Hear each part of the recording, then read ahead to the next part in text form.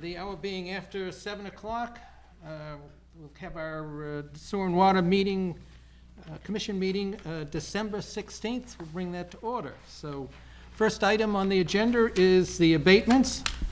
Have they been all signed, Mary? Yes. Okay. Minutes. First, minutes of November 25th. The only item I noted was on the superintendent's status report. 1, 2, 3, 4, fifth line up where it says new Vector truck.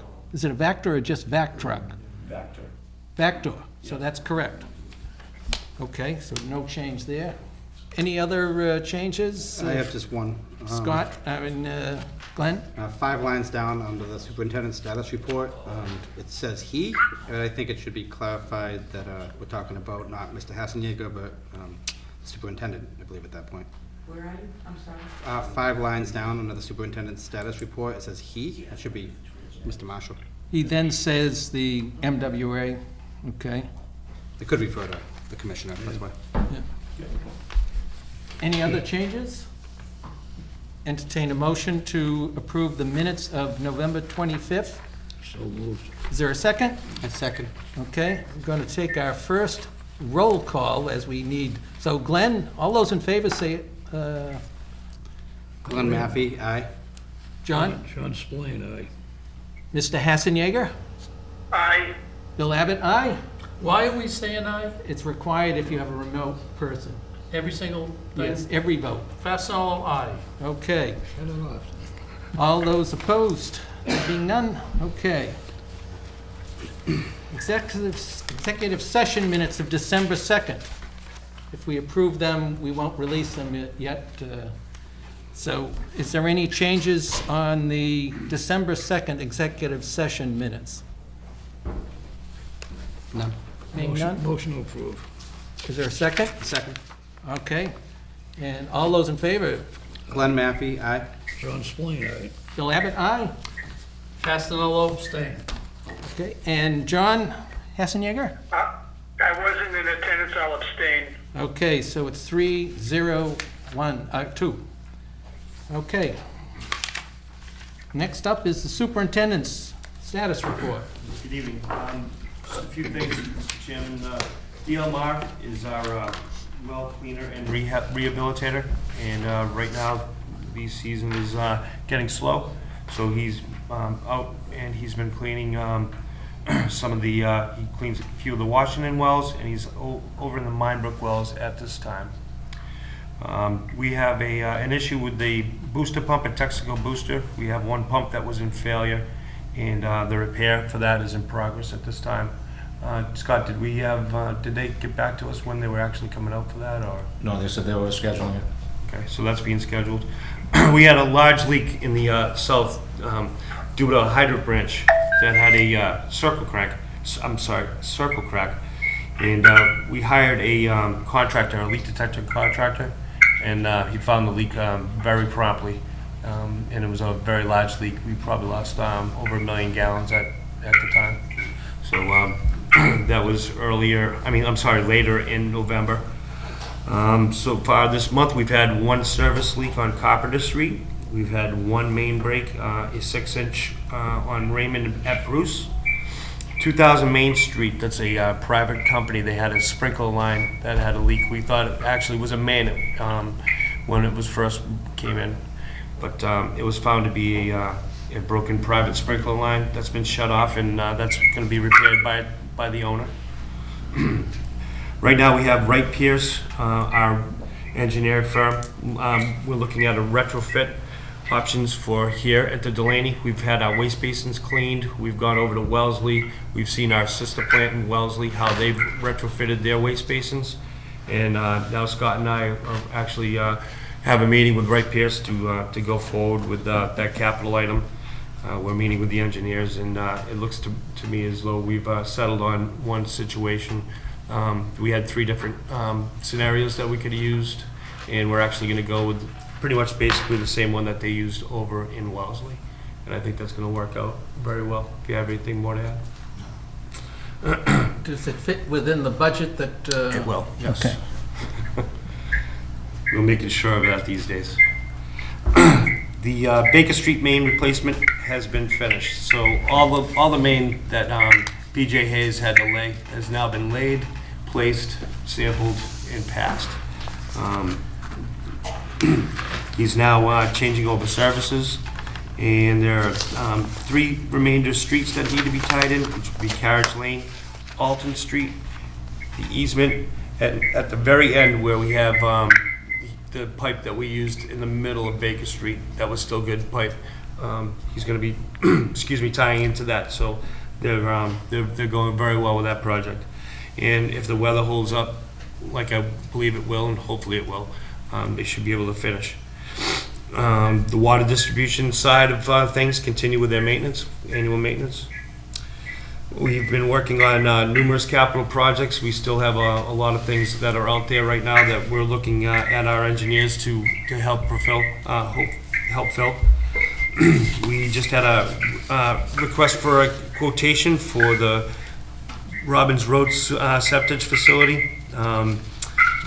We had 2, and the actual the contractor that gave us first proposal actually came in with the same number, so it looks as though that's going to be under budget as well. We're just waiting for purchasing to give them a go-ahead letter, and we'll go from there. And then we have the generator that's down here on Washington Street. We're waiting for the generator to come in. That project's actually ahead of schedule. And that's all I have for you, gentlemen. Okay, anyone have any questions? One thing I think I was supposed to do, note for the record that John Hassenjäger is participating by remote as a result of a family emergency. Okay. We have our rate hearing at 7:30, so why don't we move on to some of the rest of the schedule. First one is conservation requests for an NRED on 55 Summers Street. This is for that proposed 40B. It's from the Conservation Commission. This is just they have a request to identify where the wetlands. I don't think there's any action on our part. There's not. And Mayor, if we can just send them a note saying that we have no comments at this point. Okay. Next, correspondence number 1, open and close the spring annual town meeting.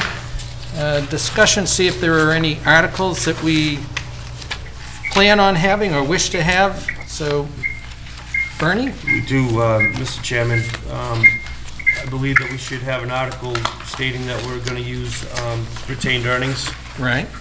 And also, I was looking for a borrowing for the asset management grant that we talked about, that Yep. we are in the process of, the state is taking a look. The list has not come out yet, and I do not have a price for that, but I've been assured by Wright Pierce, who is the engineering firm in charge of that, well, helping us with that. I've been told that DEP will be making their recommendations, and we should be on the list. He was pretty hopeful that we will make it, and the number will be there. Also, we should have a sewer article to support our budget as well. Okay. Water budget. Excuse me, in the water budget as well. Right. And the asset management. Borrowing for SRF funding. And that one is not very much. It's probably going to be around $70,000 at a very low interest at 2.5%. We have until January 21st, so we will have another meeting hopefully between now and then. And I will have those that information for you. One of the things that I just was looking at on the fall annual town meeting booklet, it lists the 5-year capital budget plan, and there was a number of things that we've been on. Are we okay to hold up on those? We are going to ask for no capital improvements for this year. Okay, because there was the Delaney treatment plant improvements for $1.4 million, the Willis for $485,000. Right. A Now, there's the cast iron main replacement for 1.7, that must be the Baker. I think we must, Rick, was there another thing beyond the Baker Street Yes. main replacement? I think we had projected it out for like 10 years. But for 1.7, wasn't that the amount for the Baker Street project? No, Baker Street was 2 million. Okay, so there, That would be a different project. and then there was a water main replacement design for 122.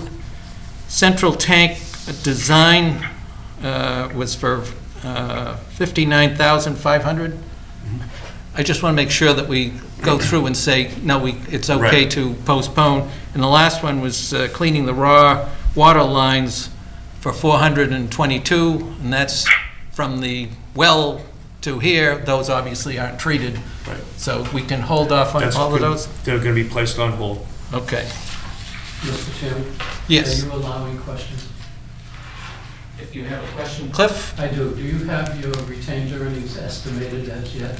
I believe that they're 2.7 million at this point. I'm pretty sure, I don't know the exact number, Yes. but last I talked to, Thank you. yeah. Anyone have any questions on the articles that we're planning on putting on town meeting for the spring, or anything that's missing? Brief explanation of asset management, if you could. Sure. So the asset management, basically, Glenn, what we're gonna do is, you already have a hydraulic model, how the water works, so on and so forth. And I talked to you, I believe it was early in the summer. What we're gonna do is we're gonna utilize that in a unidirectional flushing program. Yeah. And so the asset management, what we're gonna do is we're actually going to go out, we're gonna GIS all the gate valves and the hydrants in the town. It's not been done before.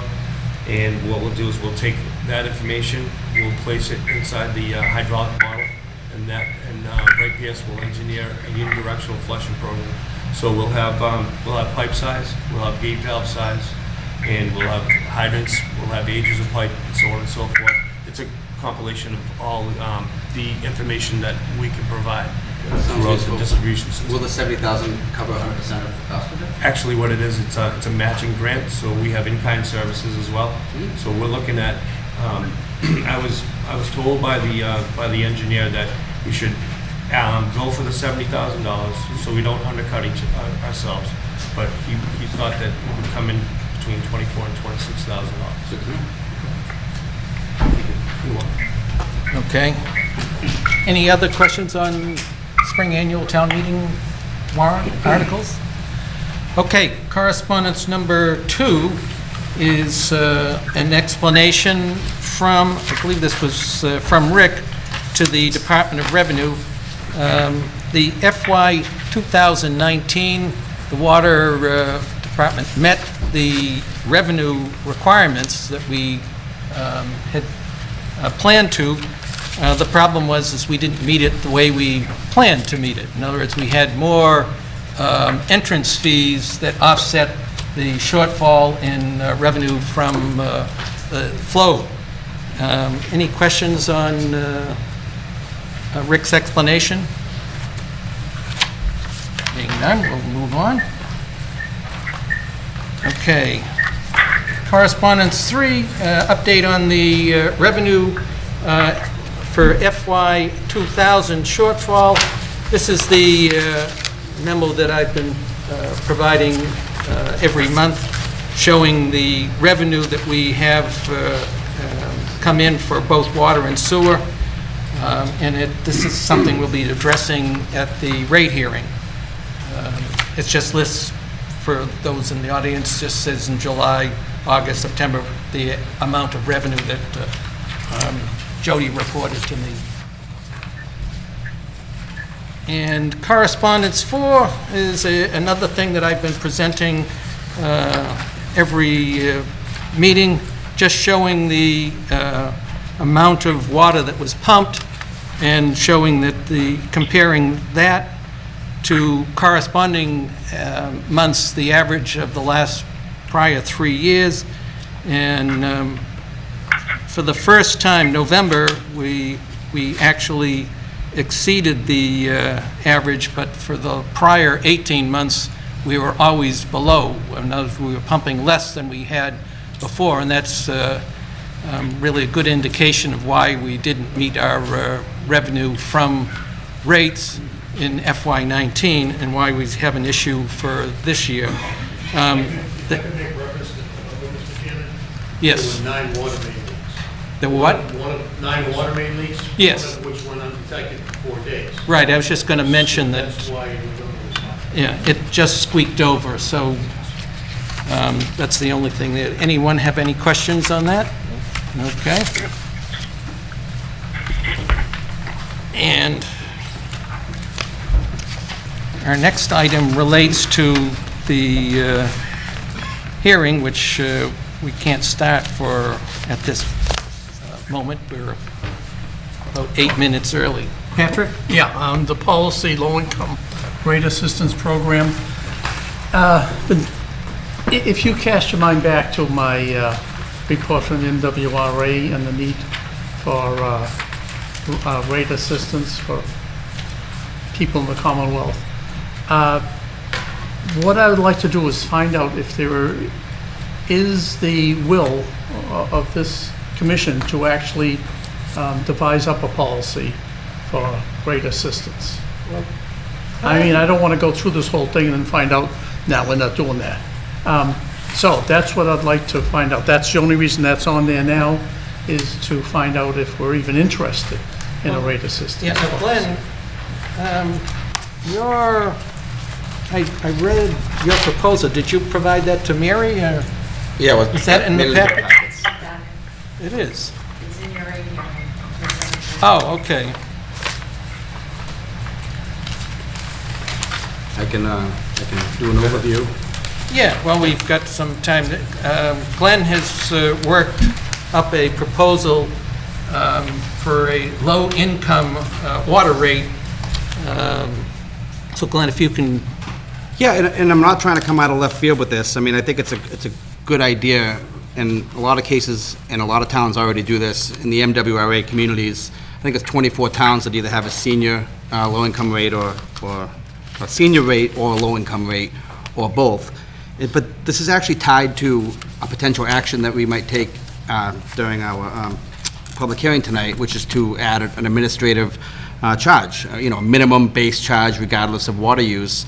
And it was noted by Chairman Abbott that the practical impact of a minimum charge on a low water user, which I think could correlate with a low-income water user, that uses 500 cubic feet, would be a 105% increase in their bill. And so I'm concerned about implementing an administrative charge with it, which I think might be necessary, but that would have a significant impact on certain people. So 105% increase for the lowest water users and an actual decrease in water use for the highest water users. So, and I can talk more about it during the rate hearing, but basically I'm talking about like a 35% credit, depending on what the administrative charge would be, which would really amount to about $11. Be $11 per quarterly bill. I did a little bit of research to find out how many people might qualify for something like this. I spoke with some other towns that are already doing it. Dedham Westwood Water District, they have 150. They have about as many accounts as we have, a little bit more. Dedham Westwood, yep. And they have 150 people who currently take part in their program, which has been around for 10 years. And they do a lot of outreach. So they're actually a little bit bigger than us, and they max out at 150. The way they do it is they base it on, Eversource already screens applicants. They screen applicants based on whether they fall under 60% of area median income. So we don't have to screen anybody. That would be a lot of work for the department, and I'm not looking to add a burden on the department. They've already been screened by Eversource. The way Dedham Westwood does it, which I think we could do it the same way, is require people to bring in a copy of their utility bill, which indicates that they have already qualified. And I talked to Eversource and found out that there are currently 433 people in Walpole, households in Walpole that qualify under that program, but that includes a lot of renters. This would not be, if you're a renter, you would not be eligible for this program that I'm proposing. You would have to own the property. Well, you have to get a water bill. Yes, exactly. That's important. That's a summary of what, why, and who, and I can answer any questions now or later. Patrick, you would, Well, again, my purpose of putting that on was to see if there was any interest. And Commissioner Matthews, he seems to be interested. Yeah. And I just was curious if the rest of the commission would be interested in that program. I think it would be worthwhile to look at it. I think for tonight's rate hearing, I would suggest that we wait until the June at a fiscal year rather than mid-term. I want to, on the rate hearing tonight, is just focus on addressing our revenue shortfall rather than adding Okay, another. maybe you don't item. understand what I'm saying. Are we interested in pursuing anything, not doing it? No, I'm Just interested in. thinking about, so are we pursuing. waiting, are you suggesting we wait to June to decide if we want to do this? What are you saying?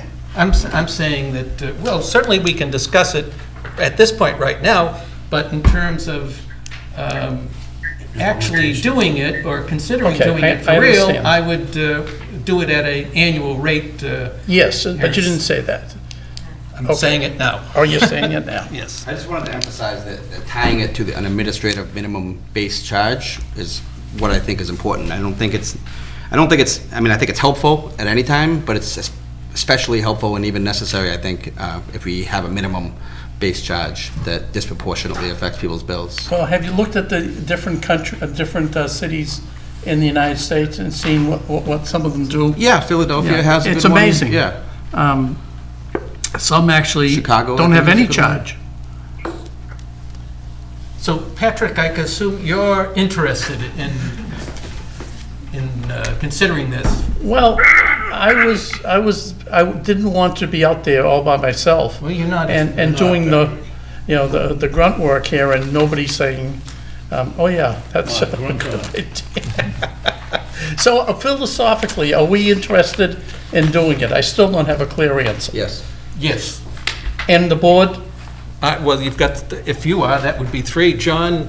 Yes. All right, Mr. Spillane is. Mr. Hassenyeger, are you interested in investigating a low income rate, water rate, based on? Yeah, yes, I'm interested in exploring it, you know. Okay, so I think we're safe in saying that the commission as a whole is interested. You can probably work with. Thank you, Mr. Chairman. With Glenn on, so that we have something sometime before now and our June annual rate hearing. Okay. Happy to. Okay, and this is going to work out well, is that we are just at 7:30. We're now going to have a public rate hearing for our water rates. As I'd mentioned earlier, the reason for it is that we are falling behind in our water revenue based on what we had projected for this fiscal year. And this is something on the board, we've mentioned at previous meetings that we would need to do it. And so we are going to have a rate hearing now to potentially change the rates effective January 1st to catch up. And there's, the town administrator has provided us 4 options with a recommendation on one of them. So with that, I think we'll open the public hearing. Again, I'll entertain a motion to open the hearing. So moved. Is there a second? Second. All right. All those in favor? Glenn? Glenn Matthey, aye. John Spillane, aye. Bill Abbott, aye. Fasenello, aye. And John? John Hassenyeger, aye. Okay. So we are open. Okay. Does everybody understand what the problem is at this point? Yes. Okay. Why don't we go through the 4 options, all of them with the exception of one. Mr. Chairman, if I may. You may all be in full understanding of Yes. what the problem is. The audience may not be, and the general citizenry may not be. Okay. The issue is that when we established the rates for FY20, which is the current year that we're in, we anticipated raising $5,313,479 from rates for, and at this point, we are running, if extrapolating out what we've gotten so far, somewhere of close to $1 million that we would be behind. And as you're aware of, the water department as well as the sewer department function totally using revenue that they generate. So there is no property tax revenue. So we must raise the amount of money to operate the water department. In this case, that based on the what town meeting has appropriated, and and actually the full amount was like something like 6.2 million.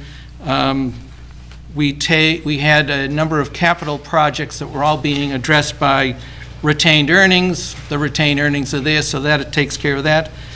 We had miscellaneous receipts. Primarily, that is new entrance fees. One of the reason that we were able to meet our objectives in FY19 is because of all the construction that you see. Certainly, we aren't seeing an equivalent amount in FY20. But once you take the other, well, there's one other item, the MWPAT subsidy, and that was what? Mass Water Pollution something, Rick, what's the? Mass Water Pollution Abatement Trust. Abatement Trust. That is expected to have been $240,000. So when you subtract out the capital projects which were addressed by retained earnings, the Massachusetts Water Pollution Abatement Subsidy, and the miscellaneous receipts, which were basically the expectation for entrance fees, you ended up with $5.3 million that had to be raised by rates. And at the rate that we're going, we have known basically pretty much from after the middle of this, or early in the second quarter, that we were falling behind, and that's the reason that we were addressing the rates tonight. So does that answer your question, Cliff? Sort of. Do you have any other question? I will. Okay. Well, we'll let you hold that then. Sure. Okay. Any concern or questions, I guess, questions from the board? Not yet. Not yet. Okay. I'll go over the four options. Option one was to institute a service charge. This is something that a lot of towns, particularly when you look at the MWRA's rate survey, which covers 60 communities within the Boston metropolitan area, of those who use an inclining block rate, about 70% of them have a per bill charge. So option one is suggesting a per bill charge, which would go on everybody's bill. It would be the same amount regardless of the amount of water that you used. And the amount would be based on the size of your water meter.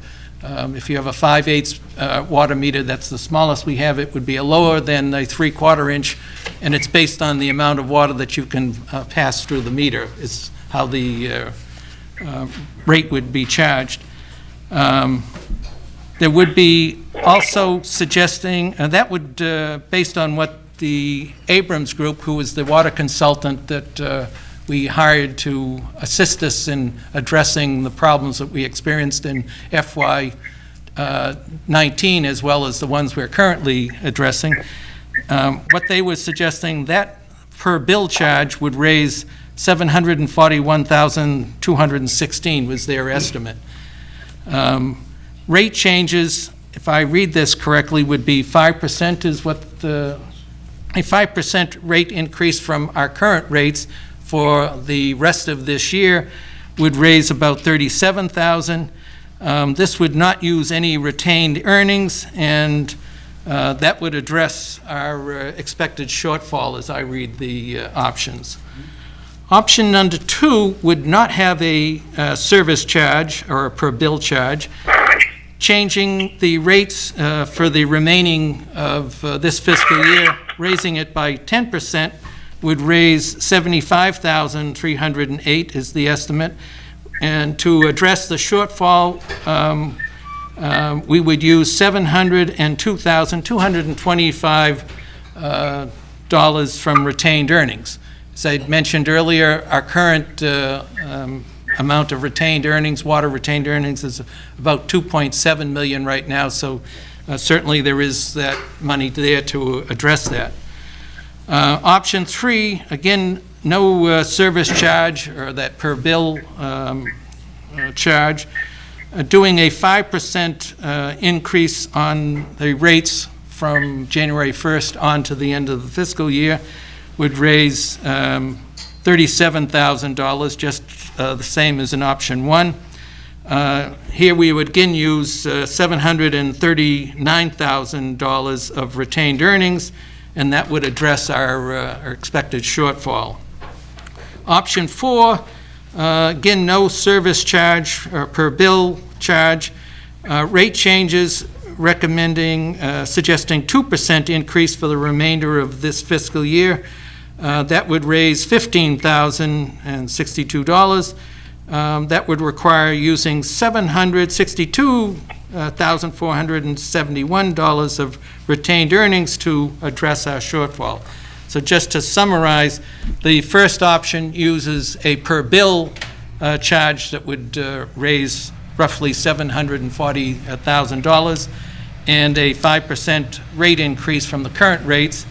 Option 2, 3, and 4 are just depending on how much we increase today, the current rates, and then making up the difference by taking amounts from the retained earnings.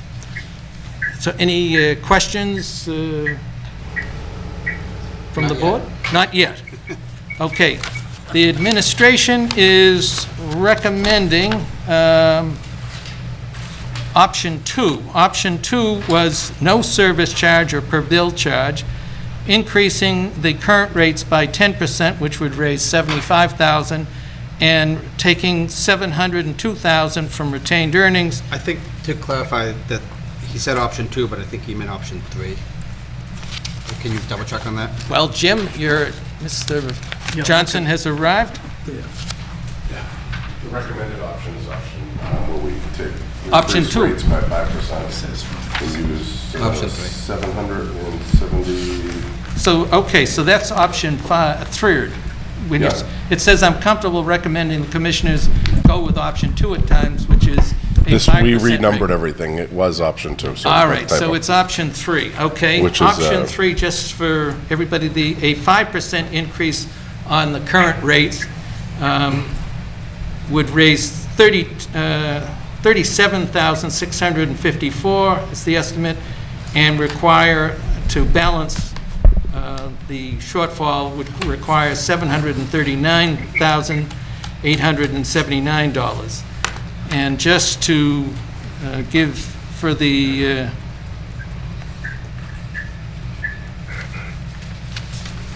wait a minute. I want to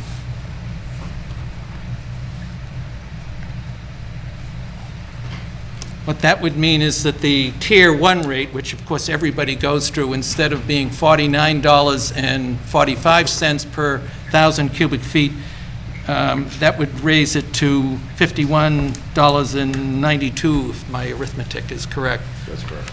So,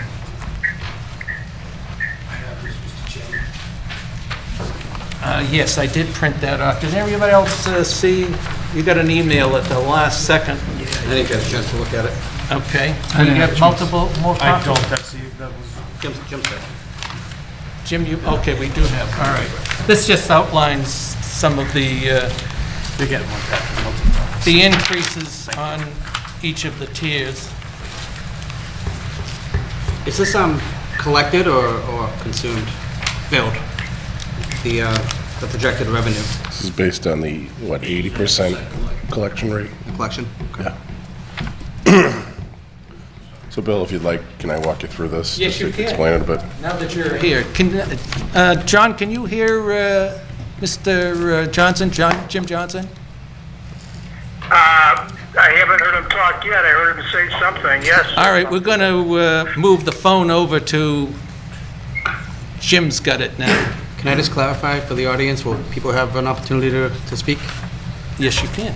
I just want to make sure that people in the audience know. Well, let's let Jim go first, yeah? So what I'm going to walk you through is, I figured there may be some questions as to what's the impact of this change, and obviously what's the impact going forward. So what we did, I worked with, developed this spreadsheet, this little cover sheet here with the red on top of it. It just shows what the average impact to a tier 1, 2, 3, and 4 would be at the 5%. Your current rates are on the left side here.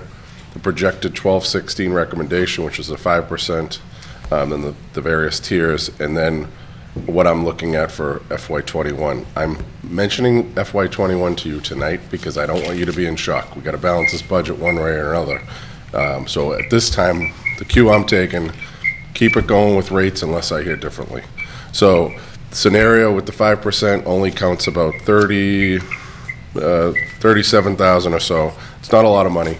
But it does allow us to establish a base, and then using 700,000 in retained earnings. And I'm anticipating that 700,000 is not an exact number at this time because we have 6 months until town meeting almost. We'll have a lot of more information come April, and be able to figure out what our actual collections have been, and be able to figure out what what we've gotten in for other charges or hookup fees.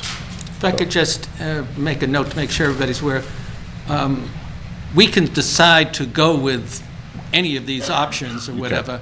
However, if we intend to use any of the retained earnings, it does require a town meeting vote. This body can't appropriate any money. It's always done by the town meeting. So that's why we're expecting to have an article on the town meeting. That's why we have a reserve. And as we would know at that time, at the town meeting, what the actual number would be. Yes, and I'd note that your current retained earnings balance is $2,776,000. So you do have money in there. To give you some perspective, back when we bought Jarvis Farm, it dipped all the way down to about 406,000. So that was 4 years ago, 4 or 5 years ago. So it has dipped down. Do we love the idea of using 700,000-800,000 in retained earnings to help us balance the budget? No, but that's what it's there for. It's going to dig us out of this hole. But the commissioners have to give us some direction as to going forward. What do you want to do with this to work on these rates? I know Matt from the Abrams Group's here. He helped me. He did a lot of this work, as you know, with figuring out the rates and everything. So, do you have any questions? One thing I would just let people know, for this current fiscal year, FY '20, had we stayed with the flat rate, the rate would have been $60.38. So even with the 5% increase, and that would have affected everybody, the Tier 1 rate, what we're proposing as option 3, would have been $51.92. So it would be basically almost, looks like $9 less than what it would have been if we were still using the flat rates. I would note at the last meeting, we talked about connection fees and various user fees. And at this time, after talking to Rick and Bernie, politically, I don't think that's something the board should, think of for this fiscal year, because I think it would take a lot of educating. We're talking 12, 18 months at least, maybe even more. The commissioners would have to be 100% comfortable with it too, because it would be a big difference in the way we do billing. That would be this per bill charge. I should note that other towns split that out, but also their capital costs, so they see 3 amounts, so that they actually can see that this is what you're spending on capital projects, the sort of the administrative of getting the bills out and that, and then the actual water amount that you used. Yes. So. If we raise bills, Mr. Chairman, may I? Yes, sure. If we raise bills by 5%, it'll only impact a quarter of the bills. Is that because there's a lag in bill time and a lag in No, time they'll really people only pay? collect the bills that are going to be set to be sent out on January 1st. They are due in by mid-April or something like that. Is that correct? And then when the April bills go out, they're not really going to be due until end of June, and who's to say, June, July? So 3 months of revenue at 89% collection rate. Is that We'll the- bring in about 37,000? Yes. Is it reasonable? I mean, I don't have anything looking forward, do I? We based it, we took a look at all the work that Matt did and the data he collected, and that's a reasonable number we were all comfortable with. I guess I'm not sure, I mean, raising the rates by 5% is a permanent thing. It's a semi-permanent thing. What does it do to us going forward next fiscal year and the fiscal year after that? I mean, is that sort of like a Band-Aid fix? It only raises $37,000 this year. If you look at this sheet, Glenn, like, I did that, I wanted to show you what the outlook for next year. If you raise it by 5% right now, Yeah. you're gonna have to raise it by 13.75%, next year, Okay, in, come June for the, 7/1 start. okay. The Tier 1 rate would still be lower than what we would have charged in the prior fiscal year of $60. So we're still, the philosophy of essential water being less expensive than non-essential would still be in place. Basically, what it seems like, and after looking at all sorts of things, where we are pumping less water than we had in the past, is it seems that people are reacting, changing their behavior, and consuming less to address the fact that the more you use, the more it costs. The rate increases as you get into higher tiers. Yes, the impact is minimal this year, but we have to start somewhere. And I know there's other issues that commissioners would like to address, some of the low income, or never, some of the, like a Royal Crest type of apartment. I want to focus on this problem. I understand those are also problems that were created as a result of some of the things we did, but the way I'm looking at it is one problem at a time, and right now we have a deficit. Yeah. We're going into 21 with a deficit too, so we have to address those, and then we can address the others. Because if we save money at one place, somewhere else has to pick that money up. Addressing the condo issue would be you mentioned Royal Crest, but that's something that I think would, as well as the low income, would look to address at the annual June, rather than, so we can just Yeah, focus just making purely on addressing our revenue shortfall for this fiscal year. Can I ask a question about that? Yes, sir. My name's Ed Duffy, I live at Royal Crest. And I understand that you need to raise the rates, but the formula that you're using does not seem fair at all to an 8-unit condo that's paying the premium of the additional services right away. I mean, there's 8 families that are paying at a scale that's off the map when you look at it for the single family. That's what we're calling the condo issue. I understand And- that, but to put it off another year and not Well, it look would- at it, that's a lot, how's that money ever get returned to the condo? At this point, what we're proposing, and while we'd like to address it, as Jim had indicated, there is a big problem that we're trying to address tonight. And and we have talked to Matt, and he's mentioned that in Munis there is a feature that does address the condo situation where, if I remember, it basically would take what your amount is divided by the number of units, and then they said, okay, what would the rate be for those individual, then total it back up and then deliver it. So there is a way, yeah, and that's something we have to look to see how many units there are so that we can properly plan. It may require something of an adjustment based on what you have here, Jim. Same thing. You're lying to yourselves if you don't address that sooner than later. I don't know how many condos there are in Walpole. And that's the problem. I don't know how many there are. Our plan right now is not to address it right now, but to address it in the June timeframe for the next fiscal year. Excuse me, Bill, is this the same thing I've been coming for? Yes. For 11 months for? Yes. I sent a letter to the committee last January. And about 6 units. yes, I understand. And that's why I'm here, and I've been pretty grateful for checking in on this, because it's been ongoing. So now if you're gonna increase the rates on something that's already higher, that's really bad. You should be paying the same thing as everybody else. So this is very disheartening to hear even now, very disheartening, because it's huge. And, Maybe not to you. okay, John? Mr. Spillane speaking. Mr. Chairman, I think this block rate stuff is causing a lot of problems. especially with like the condos, because it increases the amount and the fees go up. I know myself, I voted for it. I was told my bill would go down, well, it didn't, it went up 50% over the 3-month period for what I was used to. It used to be about $100 every 2 months, now it's $200 every 2 months. I'm not happy with it at all. I think it just caused more problems, and I'd like to go back to the flat rate. Mr. Chairman, can I comment on Commissioner's point? You know, we've had flat rates for since I've been on. And we didn't seem to have any problem with getting enough revenue. The minute we started to try and make it better, it seems that we got ourselves in a little bit of trouble. So Commissioner Elaine might have a point. And that would be an option if the majority of the board wished to do it. What? I'm thinking of Mr. Hassenjäger here. You want to put this back up? Oh, yes. Well, you have a microphone there. I would have picked it up. John, do you have some thoughts? Well, I just would say that option 3 for the immediate term seems satisfactory, and I think that there's a lot of work that is unknown at the present time about all the additional water usage that's coming online and how that's going to affect revenues in the next 18, 20 months.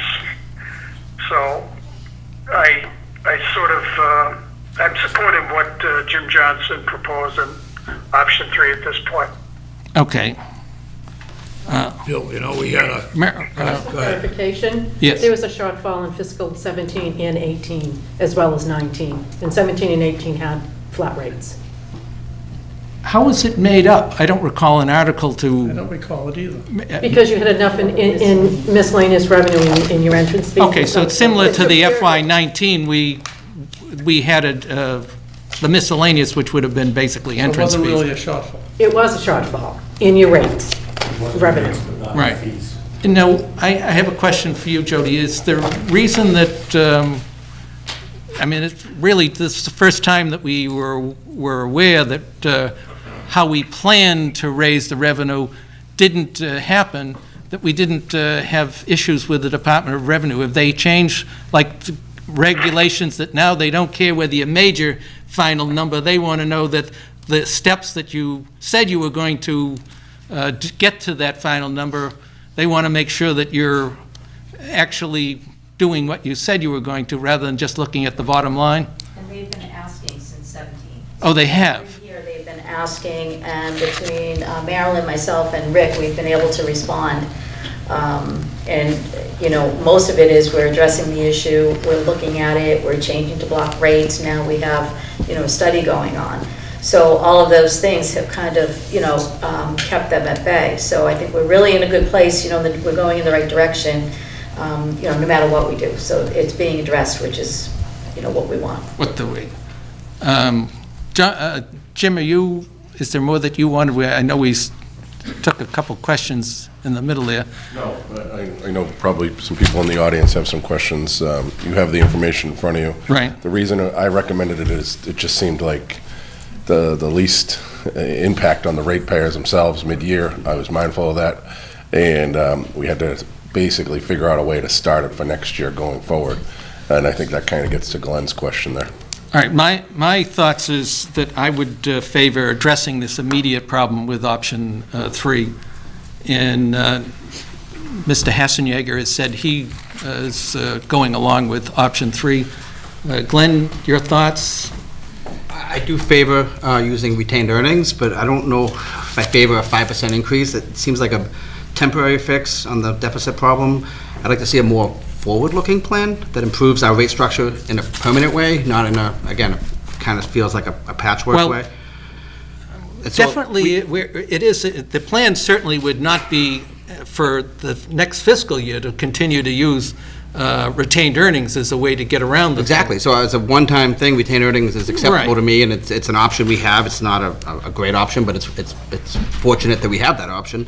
But I mean, we have our rate consultant here. We've hired him. I feel like we can do more than one thing at a time. I know we want to fix the deficit. That's #1 priority, but we can have multiple priorities at the same time. So I'd like to ask our consultants to address a number of important questions, like what we should do with our block rates. We've asked them this, so we can raise more money in a predictable, easy to budget for way. What about our commercial rates? I've heard from various places that they're too low. What about looking at the block rates? Our lowest tier, our highest tier, the middle two tiers, are they the right numbers? Have we gotten it right the first time, or can we analyze that, and can we get some analysis so we know if we're doing it right? I'd like to look a little bit at the 11% of bills that are going unpaid to see if there's any piece of that pie that we can collect.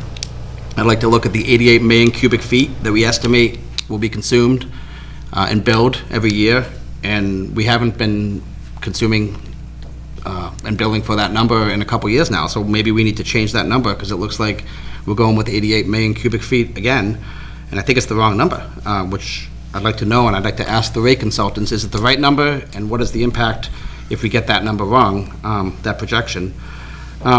Obviously, the multi-units, we've heard from a couple people tonight, they seem to be billed in the highest tier, because they have that 1 meter that goes in, and then everybody has to pay in the higher tiers because they're all being billed under the block rate, and they are not able to be billed separately. So that, I'd like to know if there's a workaround for that. I know it's gonna affect our budget, but that's why I think we should do it all at the same time. I wanna get it right. I want to get it right for 8,300 customers. I don't wanna arbitrarily raise the rates by 5% and come back in July and say, well, that didn't do anything, or that did $37,000 per quarter worth of revenue. And I guess I just want to get it done right. So I'd like to ask our consultants what their recommendations are, which we've asked them this in August, September, October, November, in December. I've sent emails and made phone calls, and they've been here, and I've asked, everything I'm saying right now has been said before, so I'm saying it again. I'd like to know what to do. As a minimum, you would have, basically, it sounds like, without addressing the low income or the condo with this, would be an option 5, which basically would be like option 4, but instead of 2%, 0%, and 0%. would have to increase the impact on retained earnings by another 15,000. Yes, but I mean, I'm Okay. open to revisiting the rates, but I don't want to guess at 5%. It seems like a guess, and I don't want to guess. Okay, Cliff, If I may, Mr. Chairman? you may. I don't know if I'll have the Jim behind me for long. I don't know about either. I'll tell you if he's doing something to you. If you see him move quickly. Yeah. Mr. Chairman, members of the board, I came here with kind of an open mind and a conclusion. And what I'm seeing here is actually more troubling than the conclusions that I came with. And let me explain that. I'm listening to the people that I've listened to before in previous meetings, and it seems like every now and again, on a quarterly basis, a couple of people can come and raise their hand and seek guidance and/or solutions. But I'm more troubled that our serious managers, including the town administrator, have troubled you with you not knowing that the very premise that you're going to base this conversation on is something you didn't know was taking place in the past 2 fiscal years. That is abominable. Now, I want, if I may, Go ahead. Mr. Chairman. I came here because one of the things that I heard was that the shortfall, if you will, was a result of the heavy rain and people not watering their lawns and so forth. And yet the many meetings that I have been here for, I have heard about those wicked people that water their lawns. And if conservation, regardless of whether it's aided by nature or the result of self-discipline, is a good thing, it must be applauded. Its significance is factored into rate reduction. I also understand the fiscal aspects of governmental financing, and should this board determine that conservation has to be punished through the enactment of higher rates, then you've got this whole thing ass backwards in plain English. And what you really need to do, we're talking about sitting here, listening to a proposition that's going to affect 26,000 people and residents that have sewer and water. And the reality is that it's December 16th, and you're looking to maybe even make a decision tonight. And that's absurd, Mr. Chairman. That is absolutely absurd, because the very people that you're talking about, the ratepayer, has not had an opportunity to hear efficient and eloquent dialogue, which I know this board is capable of, and that the people additionally will suggest that this board ought to offer proof as to why it has to be raised. And the proof, quite frankly, is not just a statement that says we have a shortfall in revenue. My good friend sitting behind me knows how exasperated I was when certain monies were taken that found their way to the fields and I felt should stay with certain properties and ponds. The other reality is that if this town, if we had 5,000 people here tonight and they were listening to this and they were seeing this, they would consider some kind of class action against this board, and I would join them, and I would not be ashamed to do so. And I want to thank you. Welcome. Sir, anyone else? I was waiting for your hand to go up, Joe. Joe? Mr. Maraski? I just have some questions, listening to the discussion.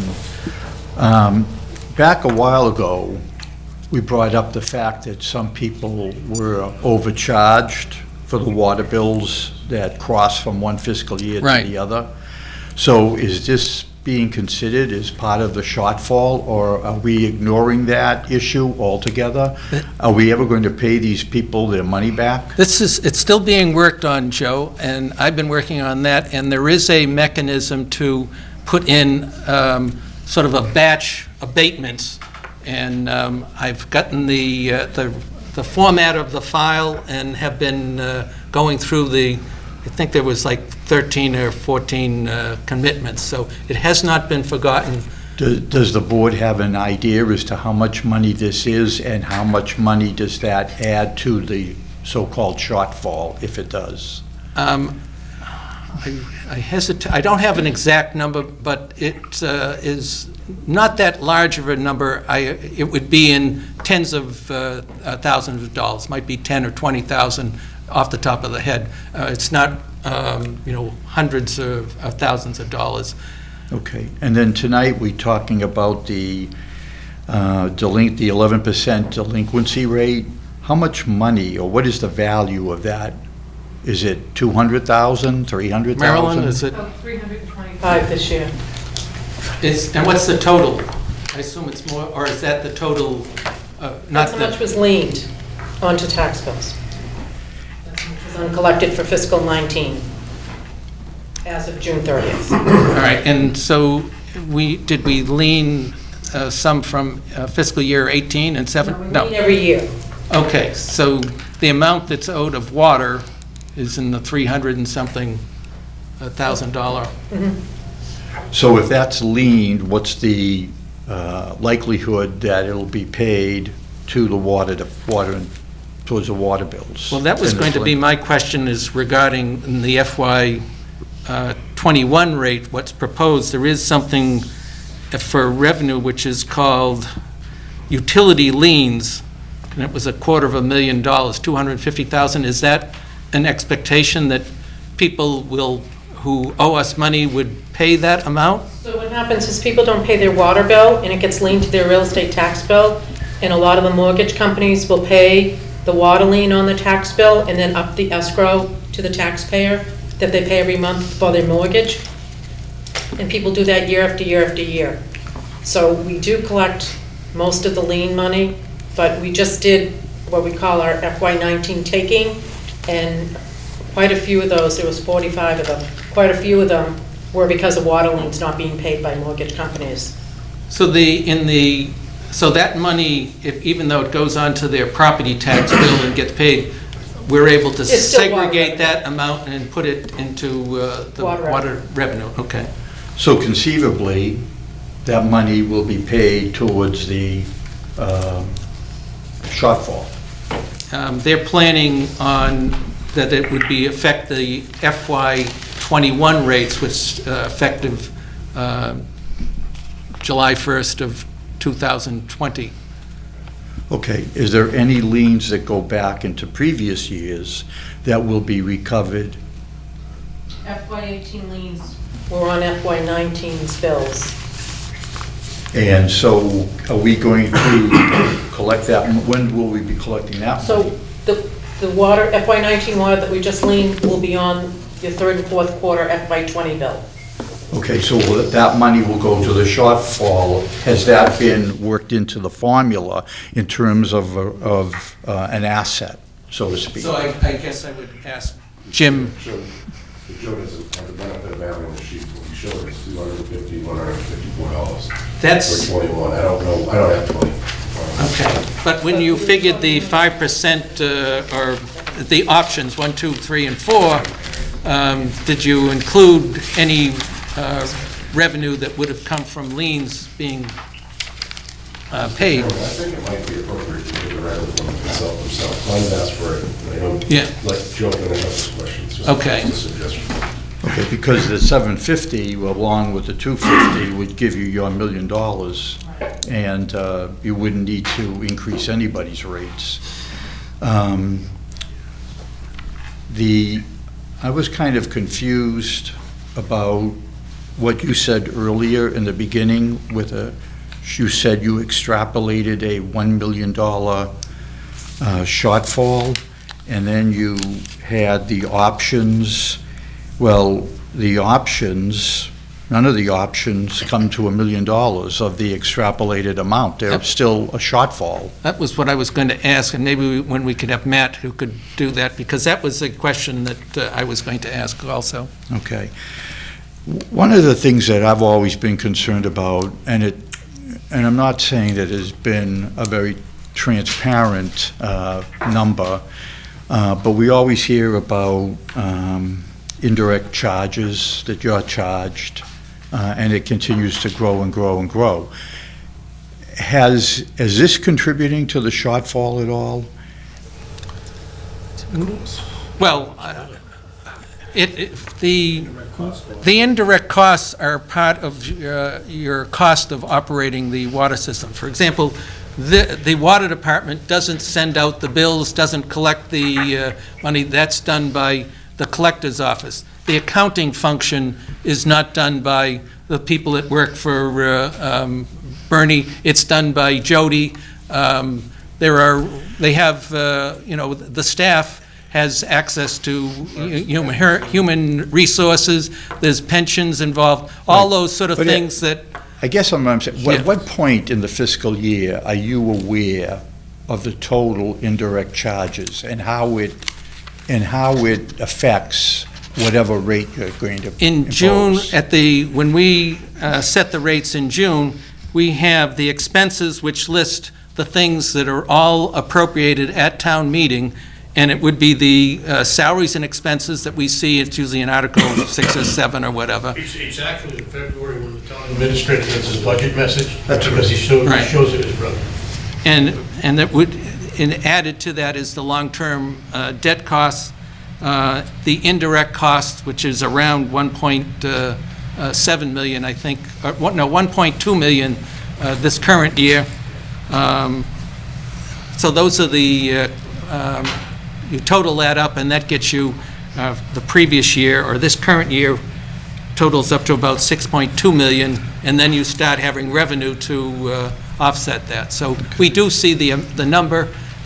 We do have provided, I don't have it with me, breaking down where all the line items that, as I mentioned, the collector's office, the accountant, HR, on and on, pensions, and so forth.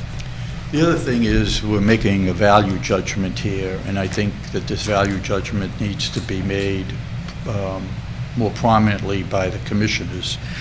You don't have to take any of these options. You can come up with your own option. That's or a correct. variation of these options. So, when you consider these options, I think you need to consider one very important fact, and that is retained earnings have been paid by the ratepayers. You're holding the ratepayers' money. That's money that they've already paid you, and you have not really spent it yet. So it might behoove you to think very seriously about using the ratepayers' money to pay for the shortfall. And this Now, would I be what underst- I mentioned, Glenn was basically talking what I called option 5, which would be take it all from retained earnings. All right, thank you. Okay? I gotta explain. Yeah. So the indirect cost, we're figuring the indirect cost for FY '21 right now. You guys always see the indirect costs, and I think Joe's been at some of those hearings. Usually in January, right before I give the budget message, it's about a $17,000 increase this year. It's very, very minimal coming up on FY '21. It's just around $1.2 million. And the comment that you don't have to take my recommendation, you guys asked me to make a recommendation. No, I think you're all, I tried to give you the best option here. I think touching a little bit upon what Glenn said, is this ideal? No, it's not ideal. We've been told by the Division of Local Services, be mindful of this, keep an eye on this. We were hopeful that the tiered rate would have an impact, but people were conserving water, and it rained, and the usage is down a bit, but there's a variety of contributing factors there.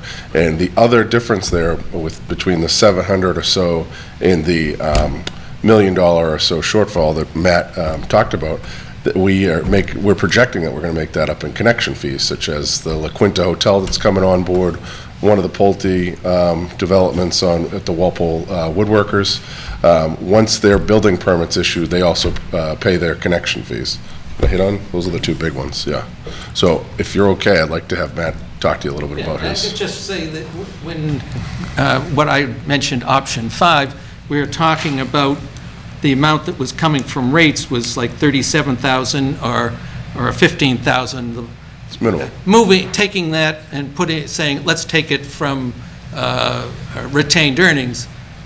It's not like you were saying, oh, we're going from 700,000 to, 1.4 million out of retained earnings, relatively small amount. And the reason we're asking for this decision to be made now, just to touch upon Cliff's point, if you guys want to have this and be collected at all, because we need it before January 1st, so we can get it out with the bills. I understand. But if you don't, we can proceed accordingly and just use the, closer to 800,000 for the retained earning. So that's why we're giving you a whole list. Right. I understand, and Matt, if you could come to the microphone, there was a number of questions that have come up.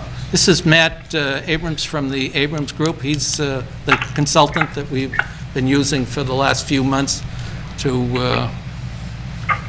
help us understand what the problem is and how to solve it. Mr. Chairman, good evening. Thank you. So I was going to speak about the difference between the 1 million and the 700-something thousand, but the town administrator just addressed that a moment ago. That is new information since we last saw you. The reason why there's a difference there is because the town decided to take a look at what they truly anticipated being connection fees for this fiscal year. Considering the projected shortfall, they thought it made sense to take a hard look at that, and they worked with some town departments to get comfortable with that figure. So I believe in the memo that was provided by the town administrator, you will see their current projections for connection fees over the next few fiscal years, including FY20.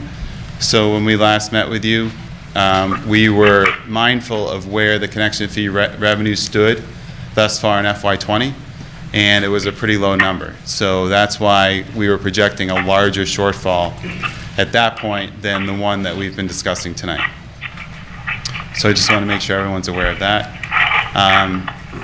Another thing I can add to the conversation, and I know that the town administrator did touch upon this a little bit, is that he's definitely mindful of not only impact in FY20, but impact in FY21 as well, especially considering the budget's currently being worked on and will be adopted in just a few months' time. So whatever decision is made, if there is one tonight on rates, then I know the town administrator wants everyone to be mindful of the impact in FY21, but also having some foresight into potential changes in FY21 as well. One of the questions that Pat asked, and I had asked you at previous times, is the blocks that the number of tiers, the breaking point, whether there was an issue with them, and I haven't got an answer, and Pat's asking the same question. Is there something that we should make the blocks bigger, more of them, less of them? Or does it, in terms of raising the revenue, it really doesn't matter as long as the arithmetic works? I would argue more towards your latter point on that. We're focused on raising revenue with our recommendations, but we are willing to take a further look at the blocks. I don't have an answer for you tonight on a recommendation for changing them. But our focus recently has been on trying to tackle the FY20 revenue problem, and our focus has not been on changing the tiers. It's been on rates only, and it's been on service charges. Okay. Does anyone have a question for Matt? Go ahead, Mr. Splint. I don't have a question for Matt, I have a statement, though. All right, you can make a statement, John. For years now, we've been using retained earnings to keep our rates down. And I think this is the same thing. We should pay this up with retained earnings. We've given people rebates on low usage washers and toilets and stuff like that. It was the wettest summer I've seen in years. I'm not sure that we'll run into the same problem and I'd still like to go back to the flat rate. That would take care of their problems with the condominiums. How are we gonna charge these big condominiums coming on? That's gonna be a joke. Okay. My statement. Glenn? So the answer to the question of what do we do with our block rates is the fact that there is no answer is fine, but that's why I don't want to raise our rates by 5%, because when we're raising our rates by 5%, it's directly going to each of these 4 blocks, and we don't even know if they're the right 4 blocks, if they're the right numbers, if the number of blocks is even the right number. Maybe it should be 3. So I'm okay with solving the budget deficit problem with retained earnings, but if I'm going to raise rates, I want to know why I'm raising them. And so if we can get an answer to that question, then that would help me decide what percent to raise the rates by. So I can comment that we obviously know that there's a projected deficit in FY20, and we don't see any other changes to revenue taking place in FY20. So if the board's desire is to try and raise revenues, then rates are really the only option right now, unless you want to consider a service charge. Right, but I mean, to raise the 0 to 1,500 cubic feet and to lower the 3,750 cubic feet, the highest tier, I mean, we can also raise revenue by playing with the numbers, can't we? Yeah, technically that's true. I'd be interested to hear how that might happen. I mean, maybe that's a better way, and if it's not, then we don't have to do it. But, if you could analyze that for us, I'd be interested in hearing what you come up with. Yes, so we are planning on doing that, but I don't have an answer for you. All right, which is why, just for the board, which is why I don't really want to raise rates by 5% until I have that answer. Same goes with the commercial rates. I mean, you noted at one of our meetings that they seem artificially low. Yep. I guess if you raise commercial rates, that would raise revenue too. That is correct, yes. And just so the board's aware, I did take a look at how the rates for Walpole, when we focus on, in the case of residential, an average bill.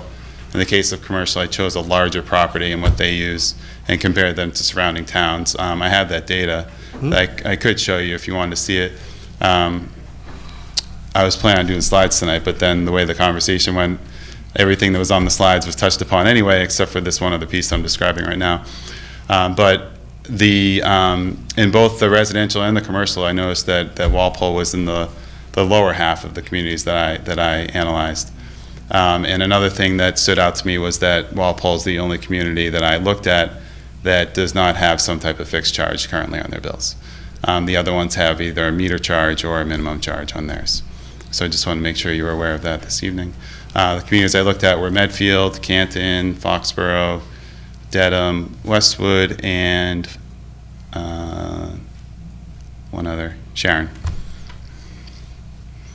One thing I would just rate. The idea of changing the commercial rates, which is an option, one should keep in mind that we approximately have 8,400, give or take, accounts. Roughly about 400 of them are the commercials. So Right. you're dealing with a small population, and many of those are, a lawyer's office or a branch bank or whatever, who use less water than a resident because they got a break room, they got a restroom, no one's taking showers, doing laundry, et cetera. So it's an option, but it's not something that I would think that you're going to raise a whole lot of revenue on, just because of the nature of most of our commercial are small water users, and they represent a relatively small, maybe 5% of our total customer base. Yes, that's correct. But you do have some extremely large users as Right. well. Yes. So, Can I, go ahead. Go ahead. One more question. Yep. Just, I want to follow up on the multi-unit question. Yep. I know the focus is on the deficit, and I Yep. get it. Yep. We need to solve the deficit problem. I'm on board. Yep. But I think we can do more than one thing at a time. We can do more than two things at a time. And I think Chairman Abbott mentioned that you may have discovered a munis application, option. for lack of a better Well, word, that Discovered helps makes us- it seem like it was this major breakthrough, right? Yeah, well, we don't know about it, but- Yeah, no, I do know of ways to tackle the problem. Okay. And I did present it to the chairman via email, I believe. Right. At one point. You should have that. If not, I can You resend told it. us that there was an option within the munis system. Yep, so we've seen it done two ways. We've seen it done the way that I think was already described tonight, which is via they call it, it's either like it's called the multi-unit or the condo factor in munis. That's munis terminology. But it's a way to simply set for an account how many units are in there. And it does exactly the math that Mr. Chairman described earlier this evening. Whatever the total is, it divides it by the number of units, it runs whatever usage that is through the tiers, and then adds everything up again to create the total bill. Another way we've seen it done was also in munis, but they didn't take advantage of the factor I just described. Instead, what they did was they created a different rate for each building with a certain number of units. So, for example, if there's a building with 6 units, it had its own rate. If there was a building with 8 units, it had its own rate, 10, et cetera, et cetera. And essentially, I think what they did was they just took the tiers as they are today and multiplied by the number of units. So, for example, if tier 1 goes to 1,000, then for a building with 6 units, it would go to 6,000 instead. So it took higher amounts of usage to get to the higher tiers.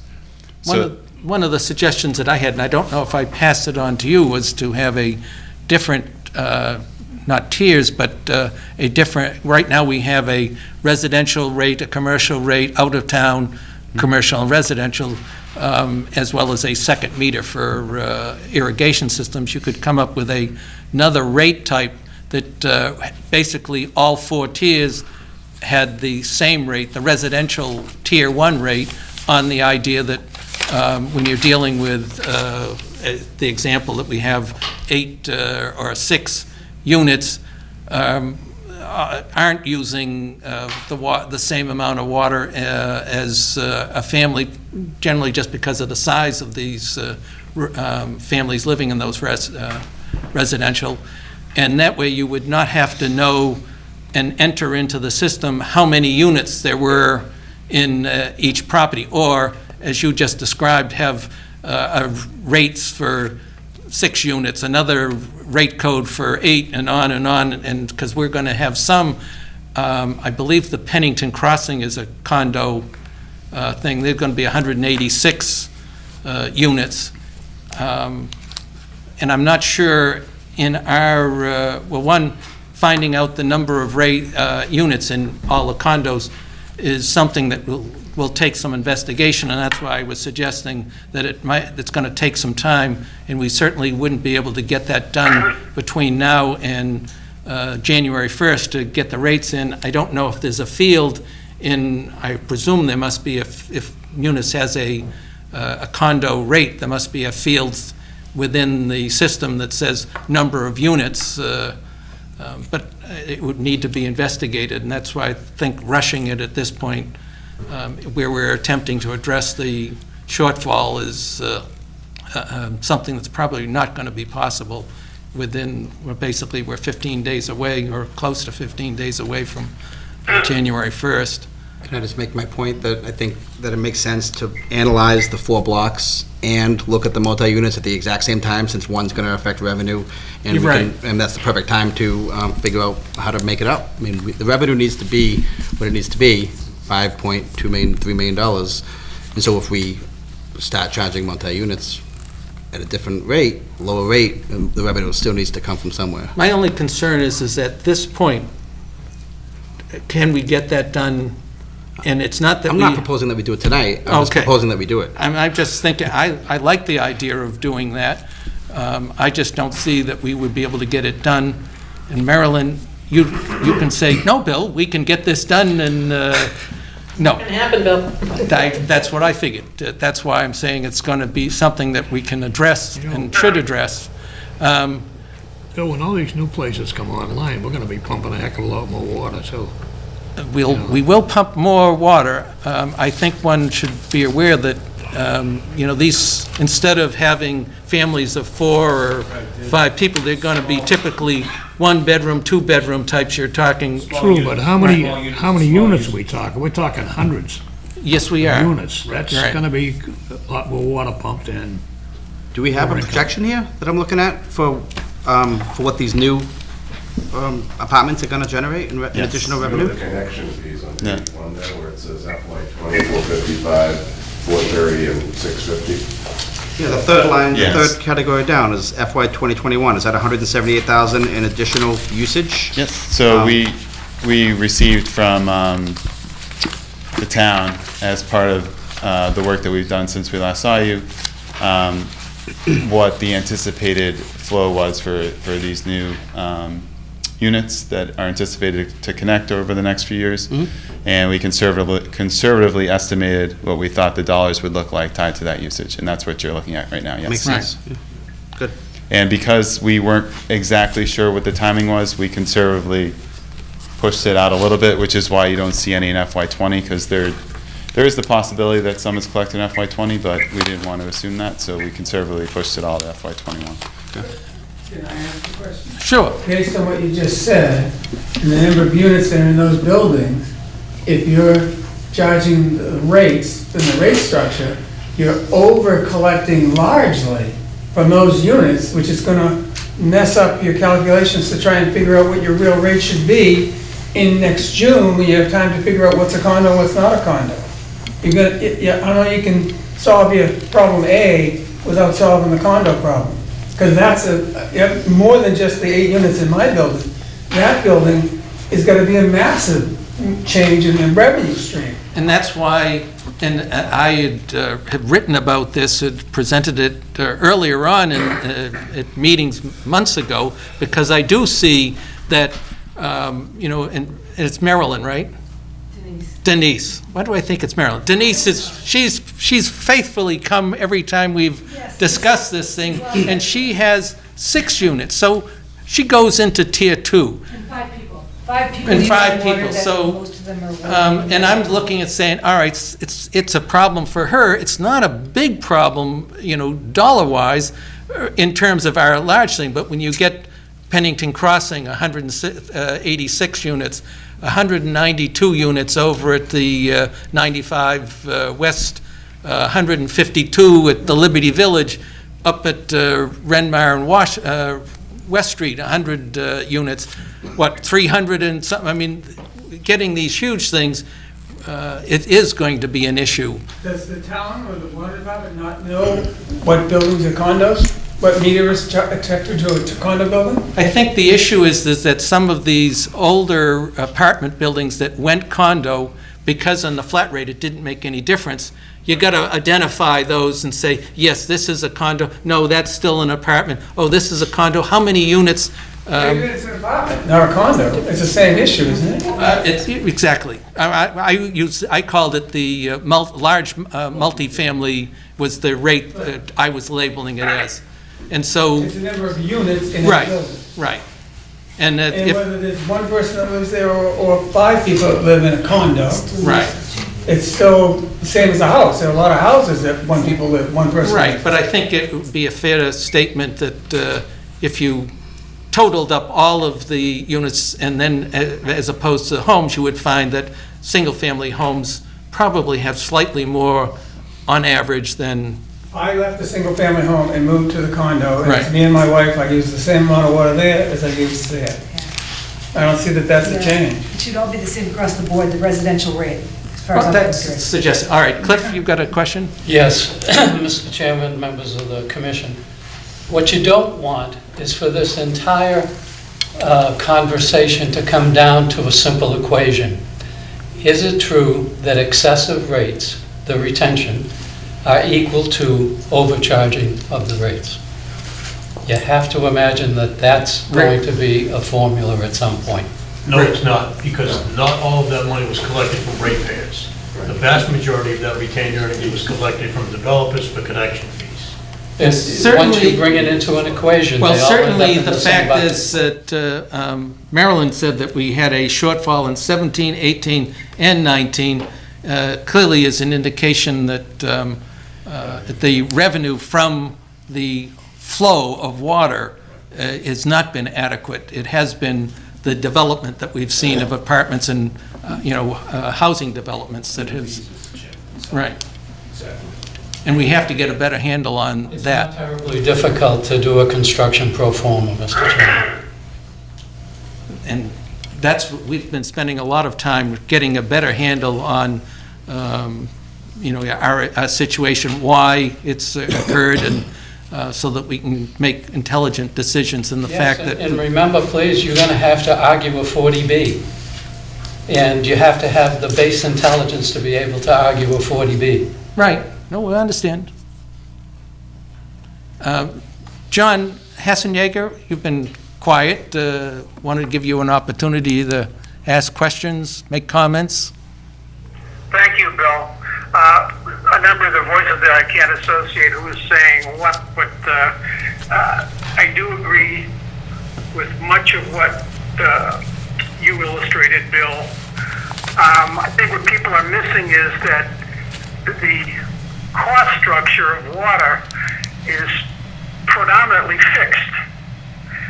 And I think that's what, so all these gerrymandering of all the combinations and multifamily and so on, that's all interesting, and it's something that can be worked out and converted to a equitable, fair rate across different households and users and apartment buildings, et cetera. It can't be done tonight. No one in that room has a silver bullet to solve the problem tonight. What Jim Johnson has proposed is a short-term fix, and I think we have the luxury of reserve revenues and the ability to, as retained, opportunity to fix this short-term while we continue with our consultants to come up with a system that will deal with this issue long-term. I don't think that the water utilization has permanently gone down, and I think that we have probably misguided ourselves with rates being maybe on a basis of flow being undervalued. So that's got to be remedied. But I think in the short term, the option 3 is really what could be voted on tonight, and I think the commitment to have the commission proceed with the consultants to deal with proper forecasts and proper analysis of the different configuration of users and quantity of users, knowing that the costs are predominantly fixed. It's not a linear relationship. The more use that comes on flow basis, the more revenue compensation we're going to get to offset the shortfall.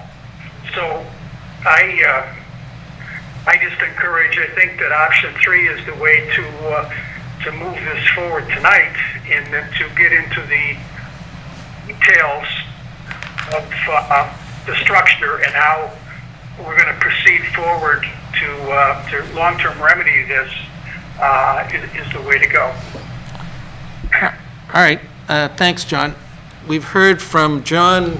Glenn has indicated, How did you know? I had one more question. All right, well, you've got another question? I was going to then go and see if Pat had some final words and see if there was others before we can...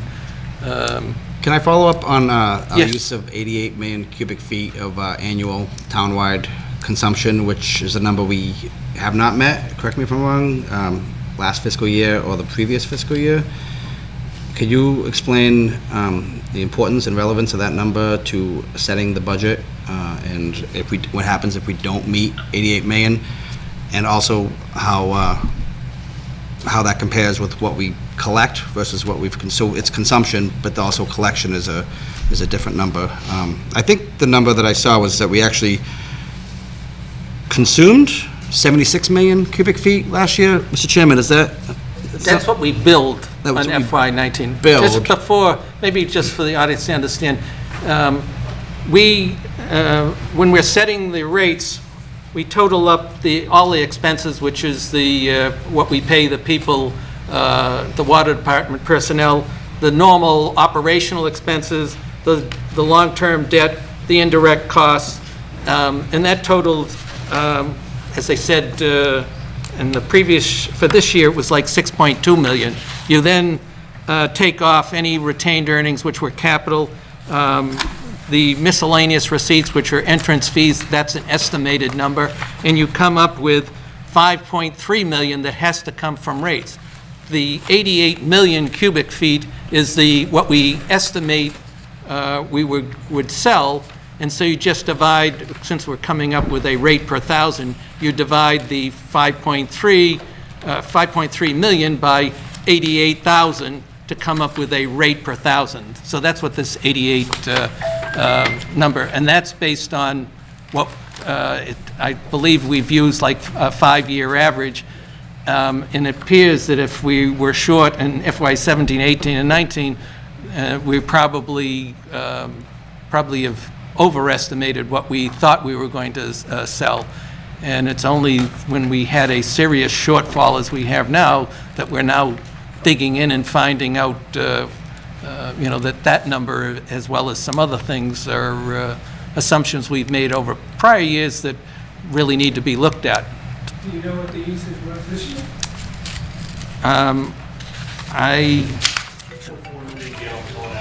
Yeah. Per day, so do the math for me. You're talking 76 million or 80 million? Or? There is a report, a consumption analysis report that Munis has. I have looked at the entire fiscal year 19, and it was 76 million cubic feet that we billed. And that, I guess it would be, 89% of that would have been what we'd expected to have collected. I have been keeping track of what we've been using in fiscal 20, but we're only 5 months into it, so it would be hard to estimate at this point how many cubic feet. Because again, it may not be a damp spring, and we may see that usage is higher, but... So that was intended as a question for Matt. Can I get... Yeah, I just wanted to explain, we're using this 88,000 number, what the heck it was. So. I keep hearing that you're not selling that much, so it's like any other comments. If you're not selling enough product, you're not making enough income, so you have a shortfall. Exactly, yeah. But do you have the totals for the years prior to FY19? Do you have that with you right now? No, I don't. Okay. Yeah. All right, so I hadn't heard the 76 million number. That's news to me. Again, that's what we billed. Right, but that's the number that really matters, so though. What I've been looking at is what have we pumped, and if that's lower, then I know that. Right. But obviously you can't sell something you didn't pump. Right. And the difference between what we bill and what we pump is what we use water to backwash the filters, we're flushing hydrants, et cetera, and then there's an unaccounted for, you have a water main break, Right. You don't know, you can sort of guess, So but, it gets you in the ballpark, but it's right, it not the gets you in the actual ballpark. number And that's why that I was impacts keeping dollars. track of how much are we pumping month by month and comparing it to prior years and finding out we're just not pumping, you know. That raised everybody's rate. It's what Philly said earlier, that, I mean, the last month I was at my house, we were selling the house in May, I'm watering the grass, to make it look green to sell it, and I get a water bill that's $1,200. Yeah. And I'm like, holy moly, how'd that happen? And then I looked into the rate structure thing, and I'm like, I didn't see this before, because it didn't change it a lot Yeah. unless you used a lot of water. Well- And then the bill jumped. Yeah, if you had a second meter, an irrigation meter, there's a separate rate. I understand that, but it's not practical pretty Yeah. much to put that in. I overwatered, I agree. Yeah. And I wasted water to make it green to sell the house. But, and I should pay for that, and I don't have a problem with that part of it. But again, without going backwards here, I just don't think you can solve A until you fix B. I don't know how you do that. Go ahead, Matt. No, so if it's 76, then I think that number really should be focused on in some aspect. That with a combination of what the prior year would be as well. But just based on my knowledge of how things are going in FY20, I mean here, but also in other communities, I would anticipate that the consumption number is going to be somewhere a lot lower than 88 again this year as well. So maybe the methodology that's used to set rates every year needs a serious look at if that's what. And that's why I didn't want to focus a whole lot on the FY '21 proposal, other than to see what we were going to include. I think from a budget standpoint, you know, you're saying, Jim, that you were estimating $5.9 million, and I would say, okay, then it's up to us to figure out how are we going to raise that money. And again, it comes down to entrance fees and, you know, the rates that would generate the flow. There are, you know, some miscellaneous items. And I don't think we have a concern about the 5.9 million. It's actually a little bit less than what we, in this fiscal year. Of course, if we're not going to do any capital, that explains the difference there. Patrick, I Yeah. wanted to hear from you. Before I give you my option Okay. preference, okay? Yes. Just maybe, I don't know, 5 years ago, the DEP approached the state legislature, the Great and General Court of the Commonwealth, and got a law passed. Basically, this law allows landlords to meter apartments. That's what they can do legally now. The question is, why is there a problem? Every condo should have its own meter. But they should, no, listen to me, they should have their own meter. And I don't understand why they don't, especially these new ones that are being built, or maybe they do. Does Pennington have each apartment, does anybody know that? I don't know. I can tell you okay. that 95... Maybe it's a rule that we need to make. 95, Liberty Village, I think it was, one of their options was, I want 2 meters, 2 4-inch meters. One of them's going to handle 100 and whatever apartments, and the other was they're going to have some commercial activity in their first floor, if you remember that, Rick. So there's somebody I know. That's what would make you create 176 bills instead of one bill. So then your operating costs would go up immensely, and your revenue stream coming in, trying to collect from everybody, would go up. You pretty much guaranteed income from your condo associations. Right, well, now what Patrick, he was asking, do Looking they... at it, that people should be responsible for how much water they use, each person, and they'd be more aware of what they were doing and wasting it if they knew they were wasting it whatsoever. That's just for your edification. That's one of the things that the DEP tried to put in. Maybe we need to make a rule saying that every apartment should have its own meter. But you want to know what options I'm interested in? Yes. It would be either 4 or 5. All right, for basically using, totally using all retaining earnings instead of 15,000 from a 2% rate increase. Is there any further comments from the audience? Being none. Jody, Marilyn? No? just that, how are we leaving this? Only because, I mean, I'll be going into meetings into another new year to discuss the same thing since I started this in last January. And I really don't feel like tonight I've gone any further. Nothing's happened. I was here before you. I was here before any of the consulting was done. I'm asking about the same thing, that I just wanted to pay the same rate as every other residential home in Walpole. Right. Me and my other 5 units, that's all. Okay. So nothing's happened, I keep showing up at meetings, and basically, we're saying, I totally agree with Glenn, multitasking is in every phase of business. You can do 2 things at once, 3, 5, and that's been going on for a long time. I can't keep coming to meetings forever. I mean, this is valuable time for me too, but I'm representing myself plus 5 other, let's call them families, homeowners, that are paying real estate taxes to the town, the same as everybody else. And we're talking 5 people and we're paying a higher rate. It just doesn't make any sense. So I need kind of like an ETA. What are we talking here for time? And in order to get the same rate as what you're paying and you're paying and you're paying, how much time before I can go back to the people that I'm representing as a trustee and say, I know it's been almost a year, but it sounds like things are moving forward, and by next June, you're going to be paying maybe something close to the same as most homeowners in Walpole. It doesn't seem like it should be that difficult. It really doesn't. And like I said, we're 6 units. We've been 6. I was the first one that moved in there in 1998. And I didn't even realize till rates have increased over the years, and people are getting older now, and the older people are starting to really look at their bills naturally as they approach senior years, and they're starting to say, wow. And then you're talking about, should we go with a 5% more? And I'm thinking, my rate's already higher than his, and he's going to add 5% to the rate that's existing. That's not fair. It's not right. And we pay our bills on time, and there's right away, and real estate and everything else, and I just feel like we're getting a raw end of the deal here, and I think that we should be a priority. And it shouldn't be just about what you're doing with the rate here tonight, because we've been looking into this for a long time, and that's all I want. I'm looking for just some kind of a time frame, and what you hope, even a time frame with a positive answer. Because this is just going on too long. My expectation, and only one of the 5, is that I would expect that we are able to do something come the June rate that we would set.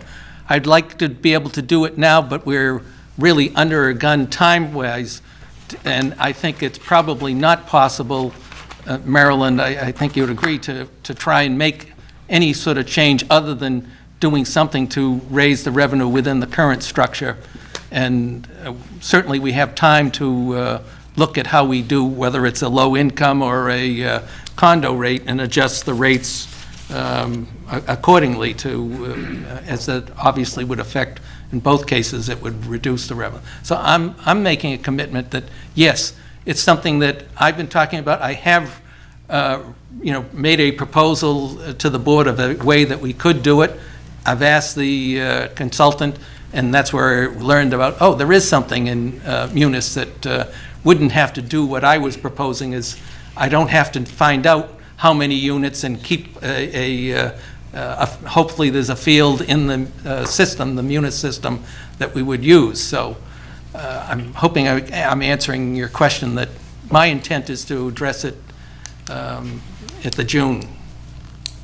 I'm going to keep coming. You're going to see my face constantly, and I'm going to be talking about it to other people, other condos that are in the same situation as mine.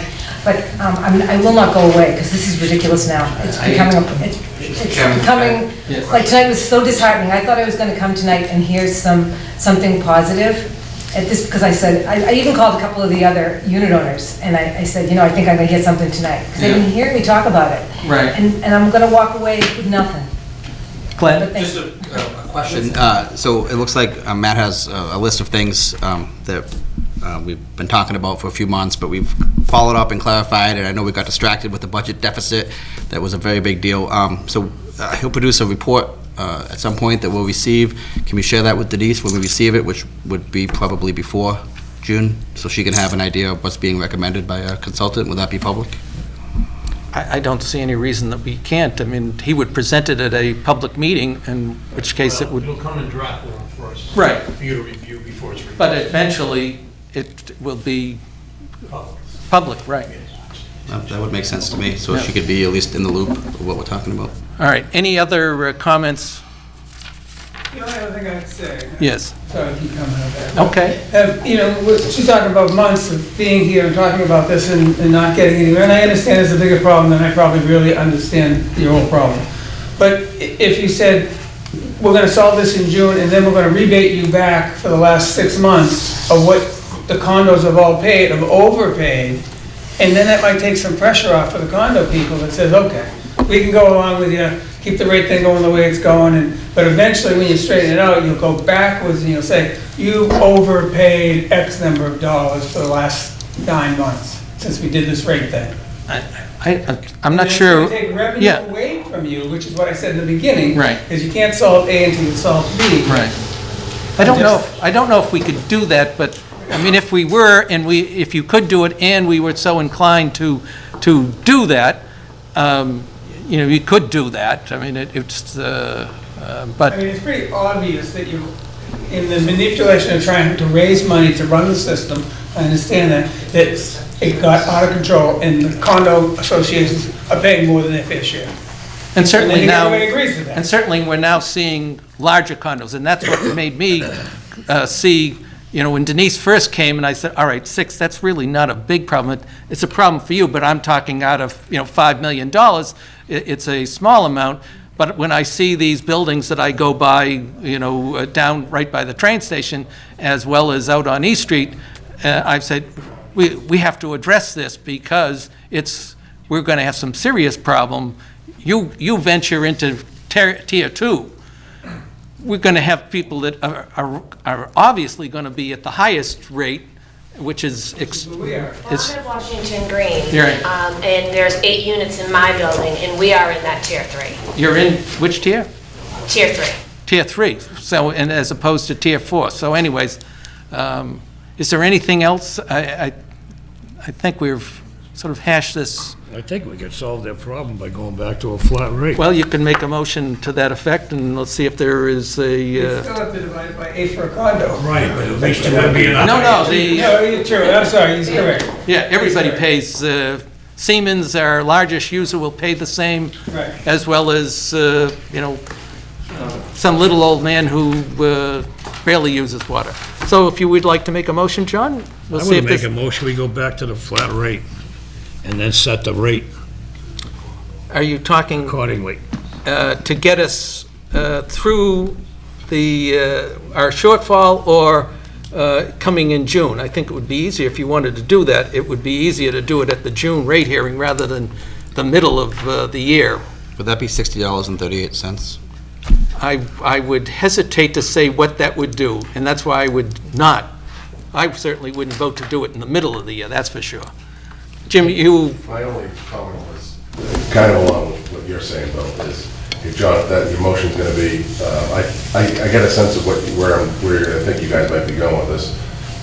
Town administrator moved to balance the budget based upon the fees that we're gonna collect from the incoming projects and using retained earnings for FY '20.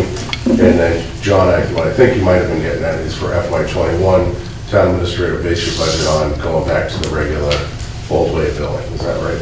Which is not tiered. okay. Yeah, which All right, so solve is a lot there- of problems. I know myself, mine went up 50%. Is Because there- it put me, because now billing quarterly instead of every 2 months, it makes my intake of water higher, knocks me into a higher bracket. I didn't save any money, it went up 50%. I would just say to make a correction, when we went from 2 months to 3 months, we increased the size of the blocks, so. Yeah, it still went up. Oh, I'm not questioning whether it went up. I can just say you didn't go into a higher tier because of going from 60-day to 90-day. So you have a motion, and I think it's, are you making the suggestion that we go at the annual rate hearing? Oh, it's gonna get shot down, but I'll make a motion, we go back to a flat rate. Okay. Is there Yeah, a and second? I'll second that with the addition that there'd be a differential between residential and non-residential. That's fine. And I What is just, the rate? I'm just not clear. To be determined We'd have to figure in that order out. to cover our deficit. Can we set a question mark for a rate? Is that something that is No, allowed? I said to be determined to cover our shortfall. When? And that's beginning when? January 1st? That's up to John. When is this going to take place? ASAP, I would all say. right, so you're saying to address the immediate problem going forward. Is there a second on that? And your condo All owners right, can I'm just going to divide. speak against it I think it would be Chairman, a can I- huge problem to try and do that at the middle of the, in the middle of fiscal year. Jim? No, I want to realistically set your expectations, but if you, the sense I'm getting from you guys, go back to the old way of billing, figure out a commercial and residential rate, and maybe even a third rate, seasonal rate or something like that, and go from there. I know we put a lot of work in the tier system, but I just, looking at the votes here. It's causing problems. Yeah. All right, we have a motion and a second. I want to state for the record that I'm not prepared to go back to the old system. All right, well, let's take a vote, and we have to take a roll. So yours is Glenn opposed? Maffey, no. John? John Swear, yes. Bill Abbott, opposed? Fasenello, aye. John Hassenjager? John, are you still there?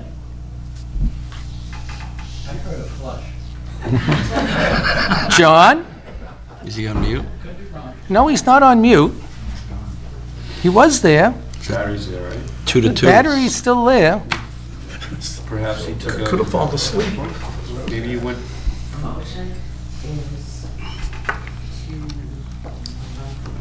To go back to the flat rate to cover the shortfall, the rate to be determined. Okay, so it's two vote, which is a tie vote, which is a no vote. So- Right. So we are back at where we started. So as far as I'm concerned, Yeah. I need to go forward. If we didn't vote tonight to change the rates mid-year, we can't change. I'm going to make a motion that we use option 3, because I believe that John, although we'd want to get his vote, but is there a second to go to option 3? I'll make an amended motion that we go to the so-called option 5, if I may, which is to use 100% retained earnings to cover the entire budget deficit, and that we wait for the Abraham study to guide us We have a motion further. on the floor, Mr. Chair. No, it You failed. can't make an I know, amended we have a motion? motion on the floor. Yeah, so There's if been no there was second. no second, There's been no second. all right. So you're making a motion for what we'll call option make a 5, which is motion, use yeah. retaining earnings, and I'll second that motion. And we'd like to see, because I got the feeling we're going to be 2-2. Well, we have two motions now on the floor. No, we've No. already dispatched the first one.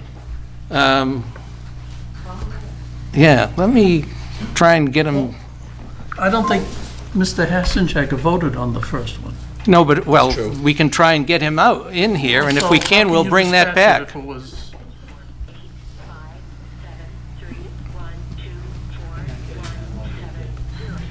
Let me try and, to call.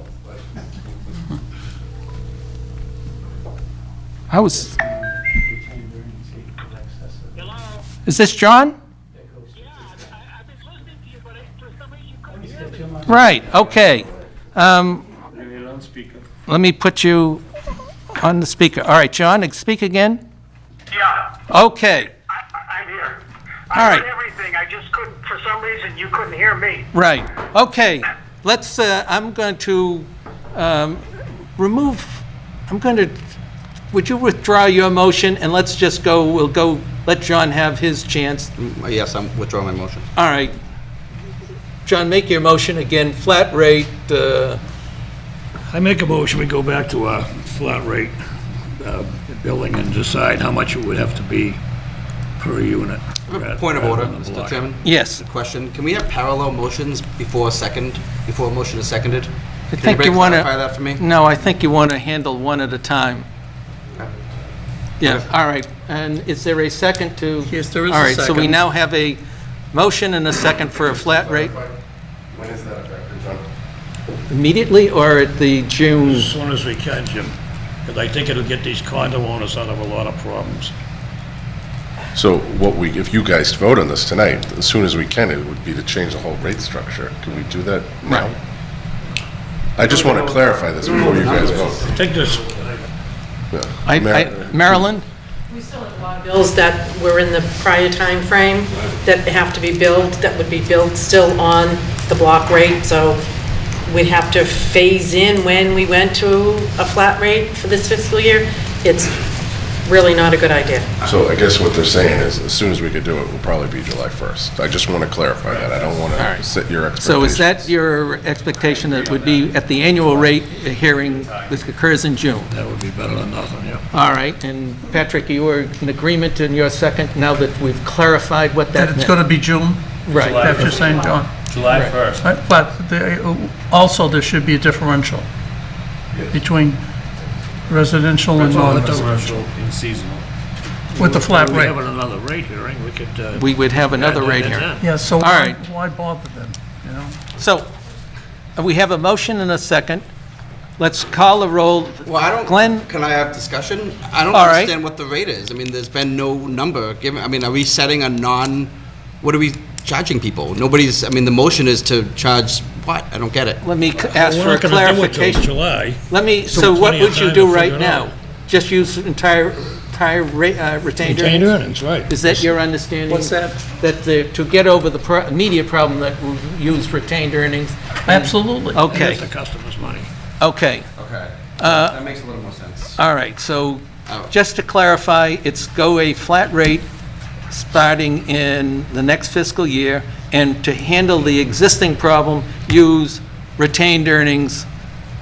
That's, It makes a little more sense, but I'm still, so is it a flat rate to be determined by us or by town hall? no, it would, By they us, just, okay. the normal way that we get, All right. saying, No, here's no, what the no. rates would So be. No, we have to determine the rate. by Oh, yeah, of law. course. Right, I mean, but- that's okay. kind of what I'm getting at. Yeah. So, okay. All So right. Glenn Maffey, no. You also John? have a consultant that's working. Good, for you yeah. right So now. I wanted So- to leave that open and option Yes. on the table. Absolutely. All right, I'm Mr. still Spillane. voting I'm no. sure that your Mr. consultant Spillane says could yes. handle helping you. I'm voting no. Patrick? Yes, I said no. Correct, I said no. Patrick? Yes. Is that a yes vote, or are you responding to my waking you up? We're using the retained earnings. Right, Yeah, that is the proposal. yes. Okay. Mr. Hassenjager? Yeah, I'm voting no. Okay, so that fails. I will make a motion that we go with option 3, which was recommended, which was a 5% increase, using the bulk of it is from retained earnings. Is there a second? There is no... I'll second it. Okay. Any further discussion? Yeah, I'd like to point out that, I'd like to make a motion, if this does not pass, All right. that we would go with option 5, which is Okay. to 100% retained earnings. Okay, Glenn? Glenn Maffey, no. John? John Spillane, no. I'll say yes. Fastenal, no. All right, we already have, John, your position? We already have, I think, 3 no's. Yes. All right, so, all right, Glenn, make your I'd like to make a motion. motion that we instruct the town administrator to cover our budget deficit, our immediate budget deficit for this fiscal year with 100% retained earnings. All right, I'll second that motion. Any further discussion? All those in favor, Glenn? Glenn Maffey, aye. John Spillane, aye. Bill Abbott, aye. Fastenal, aye. John Hassenjager? Yes. Okay, we have a 5-0 to use the retained earnings, which is, we've called option 5. It's basically use entirely the retained earnings to get us through this particular issue. Okay. All right? All right, so we need and with that, we have addressed all the items on our agenda. Is there a motion to? Motion to adjourn. Is there a second? Second. All those in favor say aye. Aye. Wait a minute, No, let's, no, Glenn that's- Maffey, yes, John Spillane, yes, John Spillane, yes. okay, Bill Abbott, aye. Fastenal, aye. John Hassenjager? Aye. Okay, meeting adjourned. John, thanks, John. Okay, good night.